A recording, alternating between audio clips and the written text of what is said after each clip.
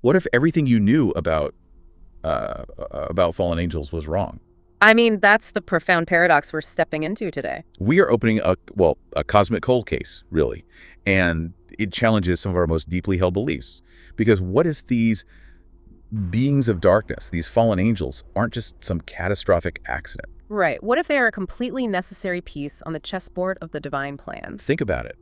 You have to rethink the entire architecture of reality. Are they a glitch in the cosmic matrix, or somehow the ultimate crucible for human faith? To understand this, we have to look past the centuries of folklore. Yeah, the pop culture myths. Exactly, and stare directly at what the ancient texts actually say about fallen angels. Let's investigate the biblical evidence. To do that properly, we really have to journey back, way back, far before the dawn of humanity. Back to the origin of the spiritual realm itself. We'll uncover 5 shocking truths about fallen angels today. And listener, if you want biblical mysteries revealed, you're in the right place. Now, to really grasp the magnitude of this divine plan, we have to establish the historical context. We're going to look at brilliant minds like St. Augustine. Who wrestled with this stuff profoundly. Profoundly. Specifically in his Confessions. And we aren't just reading surface-level English translations today. No, we're going into the original Hebrew and Greek concepts. Right, to establish the true biblical evidence of what transpired in the unseen realm. We're looking at a rebellion of supreme intellects, which completely reframes the origin story of fallen angels. Okay, let's unpack this. We're talking about an ancient, unseen war that fundamentally shapes the reality you and I experience every single day. Exactly. And the first piece of this puzzle, it deals with the very nature of love, obedience, and freedom. I can see how genuine love requires a choice. But here's where it gets strange. Does free will actually demand the existence of an opposing dark force? It absolutely demands the option of evil. Yes, true. Genuine freedom requires a viable alternative to the good. Think about the narrative in Genesis chapter 3. The serpent didn't physically force Eve to eat the fruit. Right, there was no physical coercion. He didn't overpower her at all. The serpent merely presented an alternative worldview. A choice to doubt the Creator. A choice. Because what's fascinating here is that to validate a choice, you must have an opposing option. Without the capacity to say no, A yes has no value. absolutely no intrinsic value. Look at the ancient texts of Isaiah 14 and Ezekiel 28. These chapters use the earthly kings of Babylon and Tyre. As like a dual prophecy. Exactly. To describe the original perfection, the staggering beauty, and the willful pride of this cosmic rebellion, they describe a guardian cherub, Wow. walking among fiery stones, who willingly exercised his free will to reject the Creator. His heart became proud on account of his beauty. Hold on, that creates a real tension if we follow that logic. Yeah. But wait, this means obedience without an opposing force is just mechanical programming? If there is no actual option for rebellion, then our devotion is meaningless. It's like an algorithm running a script. God didn't want robots. He wanted relationship. And the love that resists temptation, the faith that perseveres in darkness, these are only possible in a universe where the alternative rebellion actually exists. So you're saying fallen angels are actually necessary for free will? The fallen angels represent that realized alternative. They are the living embodiment of the no. And that leads us to how God's justice handles this incredible mind-bending rebellion. Because the way the divine court responds to them is vastly different from how it responds to us. Which brings us to our second revelation, a stark, often overlooked contrast in the scriptures. I've always wondered about this, but here's where it gets strange. Why is the punishment so final for them? Here's what most people don't know. God offered humanity a savior, but he never offered one to those rebellious spiritual beings. Wait, really? The fallen angels don't get a second chance? No. None at all. But we're told God is infinitely merciful, so how did theologians reconcile an absolute zero-tolerance policy for them? It's a sobering reality. Look at the letters of 2 Peter chapter 2, verse 4, and Jude 1, verse 6. The original Greek text is brutal. What does it say? It says, God did not spare the angels who sinned, but cast them into Tartarus, the chains of gloomy darkness reserved for judgment. Contrast that absolute final judgment with Genesis 3, verse 15. Right after humanity's rebellion in the garden, God immediately issues the proto-evangelium. The first gospel promise? Yes, a promise of a redeemer who will crush the serpent's head, and then of course John 3:16, where God gives his only son for humanity. Okay, so why the staggering difference? Why does humanity get the ultimate cosmic rescue mission, while the rebellion in the heavenly realms gets immediate eternal chains? Because the nature of the sin committed by the fallen angels was fundamentally different. Remember, the Greek word angelos, It just means messenger. right, simply means messenger. These were pure spiritual beings of supreme intellect, dwelling in the direct, unshielded presence of the divine. When they rebelled, they did so with absolute, unclouded knowledge. They saw everything clearly. They had no external tempter whispering lies to them like Eve did. They had no corrupted, fragile, physical nature to blame. Their choice was absolute, deliberate, entirely self-generated from within. I see. So because they made a fully informed, permanent choice, the consequence was permanent. Yeah. But wait, this means their rebellion wasn't just a moment of weakness or a mistake. Not at all. It was an eyes-wide-open rejection of perfect light. It was calculated cosmic treason. Calculated treason. And because their nature is purely spiritual, their decisions are fixed. Humanity, on the other hand, We were tricked. deceived by an external force while existing in a fragile, limited state, which is why we are afforded the grace of repentance. And that leads us to a massive hanging question. If this ancient treason was so severe and their judgment is sealed, why are they still allowed to interact with our world today? Why not just lock all the fallen angels away completely right now? That brings us to our third and perhaps most uncomfortable revelation. We always picture this as a simple battle between good and evil. But here's where it gets strange. Prepare yourself. The attacks from these dark beings are actually utilized by God to refine human faith. Let's flip this completely. You're saying the relentless attacks, the spiritual warfare we attribute to fallen angels, are actually part of a divine refinement process. That is exactly what the text shows. That God is using the very entities that hate him to accomplish his goals. Yes, but to understand this, go back to the book of Job, chapters 1 and 2. The Hebrew word used there is ha-Satan. Which means It literally translates to the adversary. It's almost a title.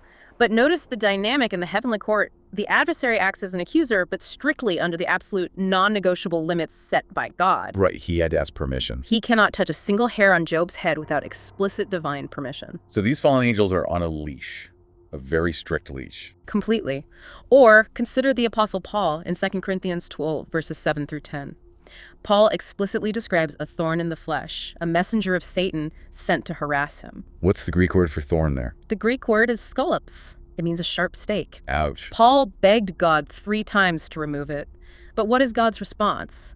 My grace is sufficient for you, for my power is made perfect in weakness. So God actively uses the demonic attack. He uses it to keep Paul, a man receiving massive, mind-blowing heavenly revelations, humble and reliant on divine strength. Wait, so God doesn't just tolerate the attacks from fallen angels. Yeah. He actively repurposes them for our growth. He repurposes them. Listener, think about your own life for a second. What are the intense spiritual battles you are facing right now? Have you ever felt like you were under a massive, unexplainable attack, only to look back years later and realize that an incredibly painful season was the exact fire needed to forge your character? It's a profound perspective shift. The opposition becomes the very catalyst for your spiritual evolution. The adversary meant it to destroy you, but the sovereign creator uses it to perfect you. That is staggering. But wait, this means your greatest spiritual attacks might actually be divine tools for your growth. The enemy is unknowingly working for the blacksmith. That's a great way to look at it. They are trying to break you, but they're actually just hammering the sword into shape. A brilliant way to put it. And that leads us to looking at the very nature of creation itself to answer what these entities actually became when they fell. Because we've established they are real, dangerous beings. But here's where it gets strange. What are they made of now? The original text reveals something shocking. Evil doesn't actually exist as a created substance. Okay, let me pause you there. You're saying evil isn't a thing. But we just spent the last 10 minutes talking about how fallen angels are definitely real, active beings. They are entirely real beings, yes. But look at the very beginning of the biblical narrative. Genesis 1:31 states that God saw all that he had made, and it was very good. In Hebrew, tavmiad, God did not create a substance called evil. He didn't create a dark matter to balance out the light. So where did it come from? To explain this, we look to St. Augustine. Before he became a Christian, Augustine followed Manichaeism. Which taught what? It taught that good and evil were 2 equal warring substances. Right, a kind of cosmic dualism like yin and yang. Exactly. But Augustine later realized this was flawed. He introduced the brilliant philosophical concept of privatio boni. The privation of good. The privation of good. Evil is simply the absence or corruption of something good. Think of a shadow, listener. You can't capture a shadow in a jar. It isn't a thing you can hold. It's just a place where the light has been blocked. Augustine argued that evil is exactly like that shadow, right? It is a perfect analogy. Sickness isn't a created entity, it's the absence of health. Rust isn't a metal, it's the corruption of iron. Okay, I see where you're going with this. God created perfect spiritual beings with free will. When those beings willfully turned their backs on the light of God, they created an absence. The fallen angels are essentially defined by what they have lost. They are walking voids. That makes them sound almost pathetic, rather than just terrifying. But wait, this means these rebellious beings didn't create anything new. They're just walking absences of light. Nothing new at all. They're entirely parasitic, only capable of corrupting and twisting what is already good. They have no original material. Precisely. They can only mock and distort creation. And that leads us to our final revelation, the ultimate tragedy of their existence and the harsh reality of human suffering. Because if God is so sovereign that he can use these parasitic entities for our good, it raises a difficult thought. But here's where it gets strange. This changes everything. God never needed them to fall to show his glory. Everything we just said, there's more. You're saying the existence of fallen angels and the presence of evil wasn't some dark prerequisite for the universe to function properly. Not at all. There is a dangerous theological trap in thinking that because God uses evil so masterfully, he therefore needed evil to exist to prove how powerful he is. That he orchestrated the fall just to show off. Right, which is completely false. Look at Romans 5:12. The text tells us that sin entered the world through one man and death through sin. Pain, suffering, and death are described throughout Scripture as anomalies. Anomalies. Not features. Not features. They are a tragic corruption of the original perfection, a devastating plague brought on by rebellion. The fall of these spiritual beings wasn't a mandatory step in a cosmic formula to make God look good. So the suffering we see, the chaos and heartbreak caused by the influence of fallen angels, it breaks the heart of God too. It isn't just a game of chess to him. It deeply grieves him. It was a true catastrophic tragedy. Yeah. But here is the beauty of the biblical narrative. A perfectly good, sovereign God chooses to redeem the situation. He steps into the mess. He brings a glorious, triumphant good out of the ashes of the tragedy, without the tragedy ever being his original desire. He is the ultimate redeemer of broken things. That is a beautiful distinction. Yeah. But wait, this means the fall wasn't a prerequisite for God's plan, but a catastrophic tragedy. That a perfectly good God simply chose to redeem in his sovereignty. Exactly. He didn't author the evil, but he absolutely masters it. Beautifully stated. And that leads us to piecing this entire cosmic puzzle together so we can actually apply it to our lives. Let's map this out. We have covered massive ground today regarding the dark realities of fallen angels. And listener, if you learned something new today about the unseen realm, make sure you subscribe for more biblical mysteries. Let's synthesize the 5 truths we've uncovered from the biblical evidence. Absolutely. First, true free will requires a choice, meaning the potential for rebellion had to exist for love to be genuine. Right. Second, the angelic fall highlights the staggering depths of God's justice and mercy, unyielding, permanent justice for the spiritual rebellion of the fallen angels, and unbelievable sacrificial mercy for fragile humanity. Which leads to the third point. Third, God actively limits and repurposes the enemy's attacks to refine our character. Fourth, evil isn't a created substance, it is just the parasitic absence of good. The walking shadow. The walking shadows. And fifth, suffering is a true anomaly that God sovereignly and beautifully redeems. Understanding the theology surrounding fallen angels completely shatters the way you view the world around you. It's not just ancient history. It's the blueprint of our current reality. It really is. It moves you from a place of fear, worrying about demons behind every bush, into a place of profound theological grounding and peace. So what does this all mean for us today? How do we take these massive cosmic concepts about fallen angels and apply them to a Tuesday morning? We have to pull these massive concepts down into your daily life. When you wake up tomorrow and face unexpected spiritual warfare, intense temptation, or deep, unexplained hardship, you have to recognize it is not outside God's ultimate control. None of it. None of it. Even the malicious, coordinated actions of fallen angels are absolutely subsumed under his ultimate sovereign authority. That completely flips how you handle a bad day, or even a deep personal tragedy.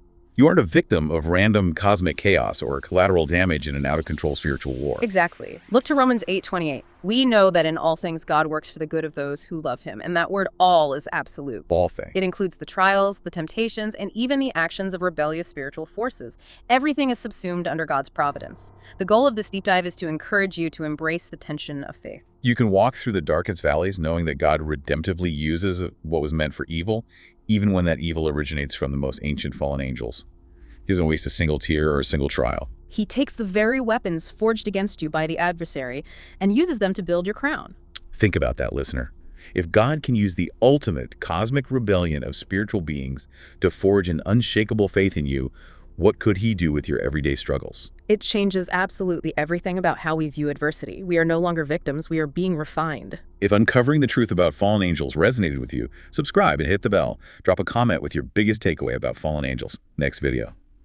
The Nephilim Enigma. Your engagement spreads these truths.